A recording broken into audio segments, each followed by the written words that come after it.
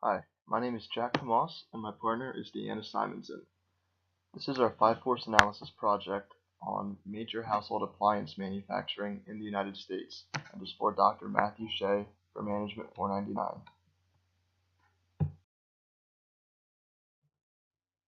First, we will look at supplier power, starting with the impact of inputs on cost or differentiation.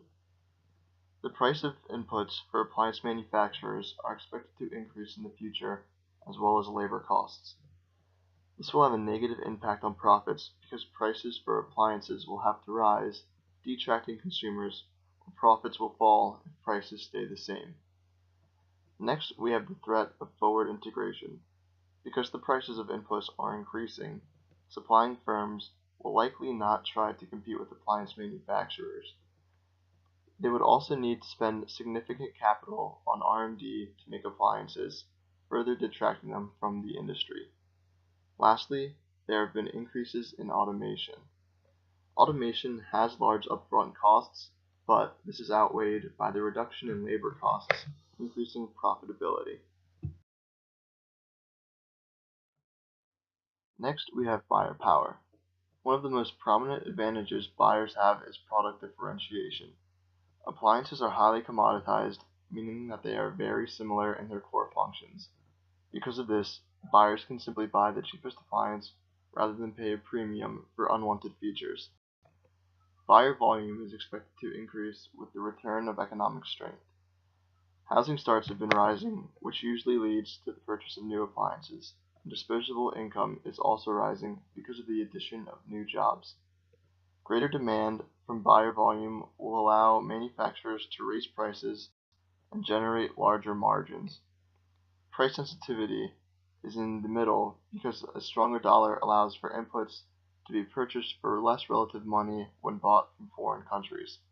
Conversely, this means firms will be paying more money to their laborers if they are based in the US, and they will have to raise prices on appliances in foreign countries to keep their profits. Lastly, we have brand identity. This is a very important aspect to consumers because they associate brand names with quality and performance. Firms with reputable names and history can charge higher prices purely because of their name and the confidence that lies with it. Next, we have the threat of new entrants. Brand identity also plays a significant part here. When a new company wants to start making appliances, they have no reputation, which will hurt their chances of success in the industry. This allows well-established firms to remain dominant and hold substantial market share. Government regulation is starting to stray away from the industry. After the 2008 recession, rebates were enacted for firms producing high-efficiency appliances. Those rebates are now being stopped, making it tougher for potential entrants. The capital requirements are also massive for appliance manufacturing. There are large budgets needed for engineering and designing appliances, as well as the cost of equipment and labor to produce. All of this capital will end up seeing little returns due to the industry-wide low profit margins.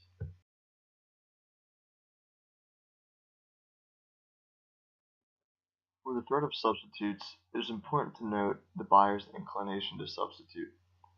Firms who manufacture outside of the United States are able to offer lower prices, which appeal to many consumers. With international trade increasing, more and more options are appearing for consumers to buy over US manufactured appliances. These appliances from foreign countries often have similar performance, which makes them more attractive at their respective price points.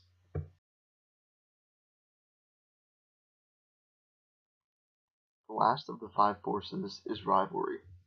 Underlying demand is present as people need appliances to maintain their current lifestyles. This demand is also rising as previously mentioned due to economic upturn and new housing starts.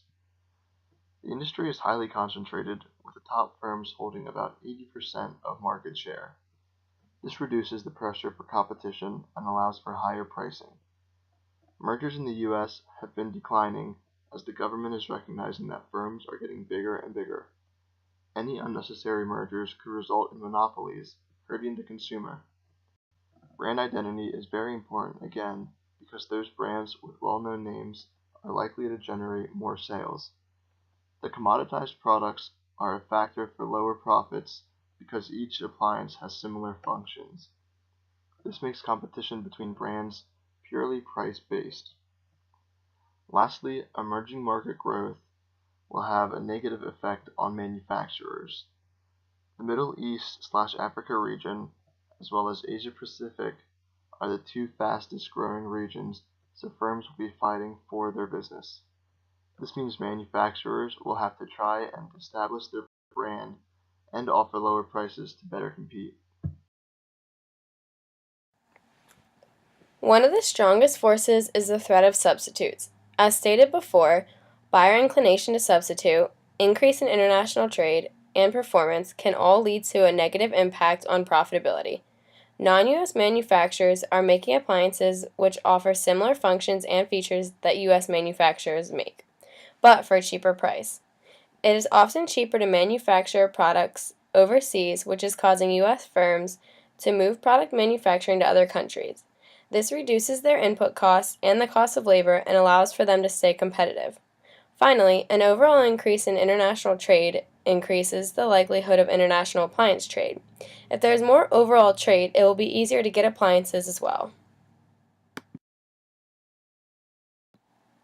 The other strongest force is rivalry. While not every trait in rivalry led to a decrease in profitability, the few that did were very significant. Mergers were a big one, and while they are becoming less common because of government interference, they can still affect a company's overall performance. Because only a few companies own most of the stake in appliance manufacturing, a merger could be devastating to both the consumer and other companies in the industry. Another issue that makes profitability even more difficult is the fact that this industry has highly commoditized products. It is hard for one specific brand to be able to stand out from the rest with any given product. The functionality of many of the products is too similar. As stated earlier, there is new growth potential in emerging foreign markets. This will force firms to offer more competitive prices in order to dominate these new markets, affecting their own profitability because of prices. General Electric is one of the top U.S. household appliance manufacturers today. To get where they are, they have implemented certain strategies that they have found necessary and effective. By sourcing some of their products from outside manufacturers, they are able to get them at cheaper prices. They then put their own label on these products and are able to charge more for them than they would if they had manufactured the products themselves. If you haven't noticed, another thing that GE does is promote their products as made in America. Roughly 80% of all of their products are manufactured in the U.S. This can be very appealing to many buyers. People like to support American-made products over internationally made ones.